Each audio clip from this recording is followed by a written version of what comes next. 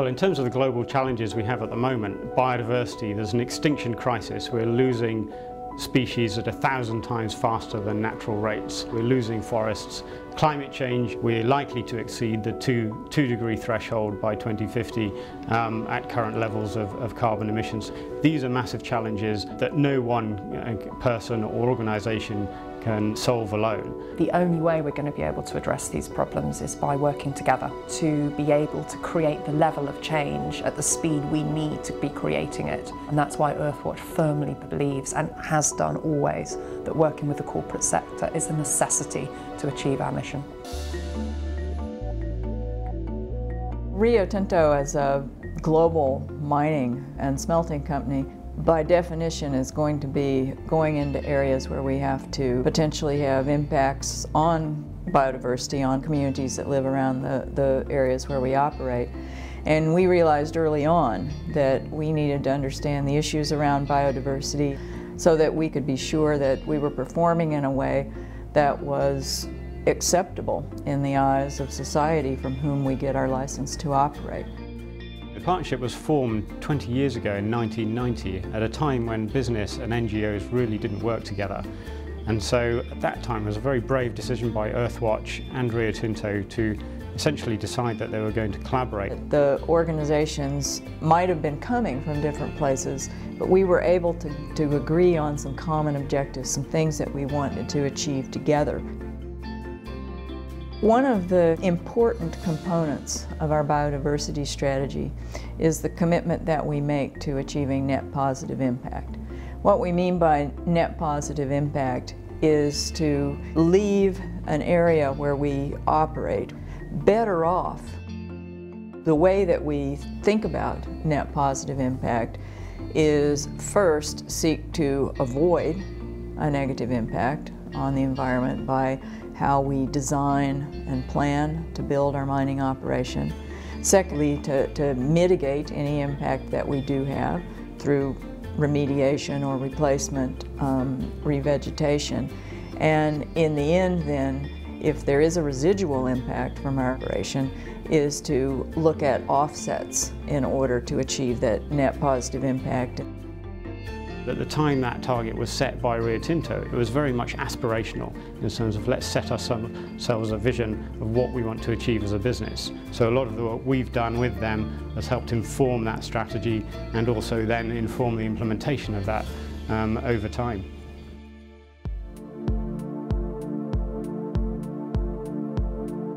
In understanding each other's organizations better, and getting to know individuals inside those organizations, I think we got insight into a completely different world, and yet we were working on achieving the same goals. For us, in particular in biodiversity, it has really, I think, made a big difference. Attaching our staff to those expeditions, to their work, and it wasn't just about sending environmental people. It was sending operational people and business people because we wanted to get a broad understanding across Rio Tinto of the importance of biodiversity. One of the ways I think that the partnership with Earthwatch and Rio Tinto added some value this time to Earthwatch was in sharing our passion around safety, because Earthwatch works in some very challenging environments all over the world. The partnership with Rio Tinto has been really important in terms of investing in our research program, so always looking to find solutions. We're a research organisation, so the data we collect in the field is really there to understand what is happening to the environment.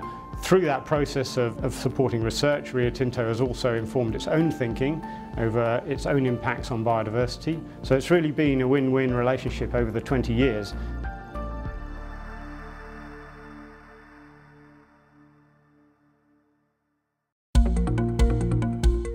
I was a field botanist in Madagascar. Then in 1998, I was nominated and founded by Rio Tinto to participate in this Earthwatch capacity building program in Cameroon rainforest. This is a program to help researchers from different countries develop network to enable them to reach their goals.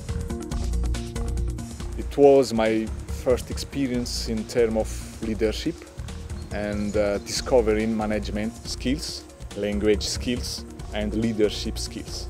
This experience made it easier for me to integrate into an international company like Rio Tinto.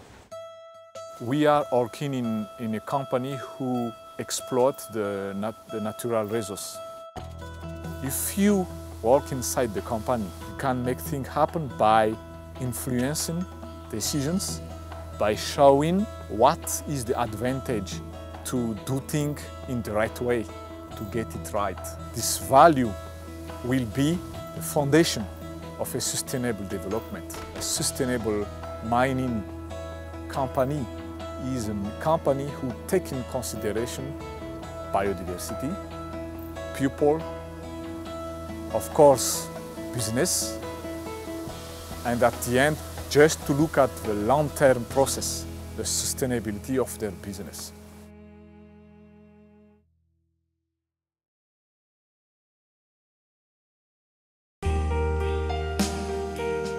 Climate Watch is a broad-based citizen science program to encourage people to become the eyes and ears of scientists, to gather data on the ecological response of climate change. One of the biggest challenges facing the program is just the sheer scale and variation of continental Australia. Australia has rainforests to the arid zone, so the amount of data that we actually need to cover that in a statistically powerful way is immense. So we really need to get the general public involved if the scientists are going to have any chance of getting that kind of data. People get involved in Climate Watch by making observations over the course of their normal day, whether on a bushwalk or wherever, and submitting that information to climatewatch.org.au in terms of when things are happening, in terms of the seasons, first flowering, first fruiting, when certain migratory birds arrive. That's the kind of data that if we get enough of it across the country is really useful for our scientists. We've been live online for about a year now, and really it's been a testing pilot phase. We've already got some 10,000 records accumulated, and some nearly 2,000 people have been involved. There's a long way to go because we need hundreds of thousands of records, if not millions, but we're heading in the right direction. Climate Watch probably wouldn't have happened in the way that it has without Rio Tinto's funding and support. We've been able to build strategic alliances, we've been able to create software that's now being taken up internationally, and we really wouldn't be in the position that we are now. This programme demonstrates Rio's commitment to the environment, that they're not frightened of some of the big challenges and taking them on, and really supporting the science to get the decisions right.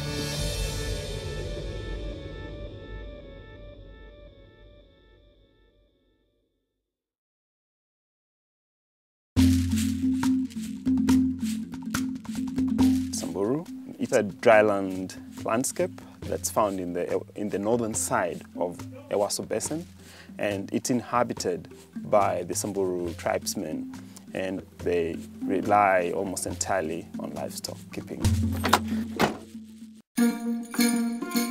One of the consequences of global warming is climate change, and Samburu being a dryland area is very prone to such changes in climatic condition.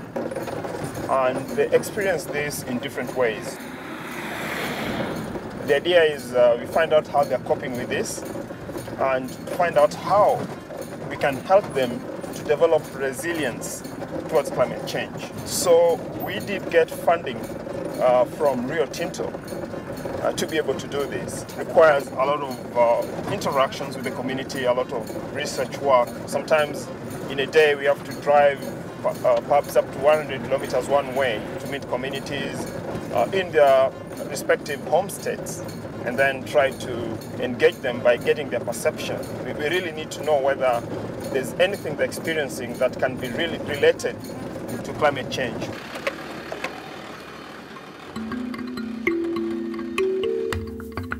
For the Community Climate Change Mapping Project, one of the main objectives is to do participatory mapping in order to exchange knowledge between the community and also the scientists. We are able to show the various resources that are available in the land and what has been degraded. And using these community maps, we're able to come out with ways and strategies that we can adapt to these eventualities of climate change. This information is going to be available globally. Researchers in Europe, in America, they'll be able to access this information. And if they want to do targeted research in this region, then they'll have a baseline information that will help them continue with their more specialized research.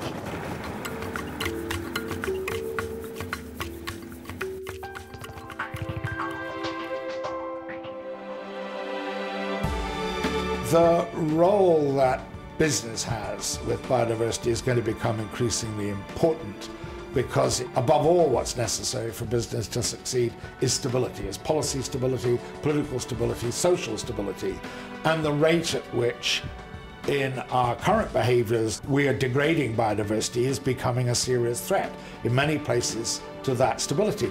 Businesses aren't the same as civil society organisations. They're not organised in the same way. They don't have necessarily the same objectives, but they can work together. There's a need for the campaigning organisations to create the pressure and the voice that does inspire perhaps those businesses that haven't figured out it's a business imperative yet to change. Having said that, I actually think that even the traditional campaigning organisations now have recognised they need to work with business and are working with business on programmes if they want to affect change at the scale that we need. A company is responsible to its shareholders. It's a responsibility that is clearly discharged through the work that we do with Earthwatch, because it is about the future of the company and the future of our licence to operate. We are all dependent on the planet for resources, individually and organisationally. So unless we take action to preserve those resources, and indeed in some cases to enhance those resources, then we're all out of business.